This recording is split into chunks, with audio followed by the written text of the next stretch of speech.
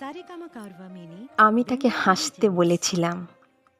সে তার ক্লান্ত, বিষণ্ণ পাখির মতো ডানা দিয়ে সুদীর্ঘ ঠোঁটের কোণ মুছে আমাকে দেখল।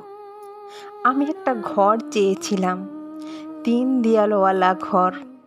আশা ছিল তার চতুর্থ দেওয়াল আমি নিজে হব। একটা সাজঘর যেখানে স্পিরিট গাম, জিঙ্গের মদির গন্ধ আমি সাজবো। আহ্লাদি পোশাক পরে চোখে সুরমা টেনে কনসার্টের জন্য অপেক্ষা করব অনেকক্ষণ। তারপর রাত একটু বাড়তেই চারিদিকের হ্যাঁচাকের আলোয় লুব্ধ অথচ নিরীহ পতঙ্গরা যখন ডানা পুড়িয়ে পুড়িয়ে মহৎ মৃত্যুতে শহীদ হতেই থাকবে, গান শুনে শুনে বৃত্তের মতো চোখ যখন আমাকে চাইবে, তখন আমি সম্রাটের মতো সামনে আসব। আমার সব কথা নিয়ে তখন আমি ঈশ্বরের সন্তানের মতো দেশহীন কালহীন প্রান্তরে দাঁড়িয়ে কথা কইব। আর মানুষ মানুষ আর আমারই মতো সব মানুষ আমাকে ভালোবাসবে।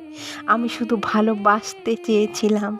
এই কথা ভেবে আমার অশেষ দুর্বলতার যন্ত্রণা যখন আসরের চারধারে সব কাঁদবে, আর তারই পাশে বসে থাকা রক্তের শিশুকে আমি জড়িয়ে ধরে ভাববো আমি ওকে অভিশপ্ত হতে দেব না। আমি ওই সোচ্চারিত নটির মতো আমার ওই মহত্ব ভালোবাসাকে বাঁচাবো। আমি তখন অবলীলায় আমার ওই অর্ণব বোধকে আনবো সফলতার তীর্থে। তখন ভালোবাসা আর বিবিশ্র আনন্দের সার্থকতায় একটি দেবওয়ালা নেমে আসবে স্বর্গ হতে আমার দেশের, আমার প্রতিবেশীর কাছে।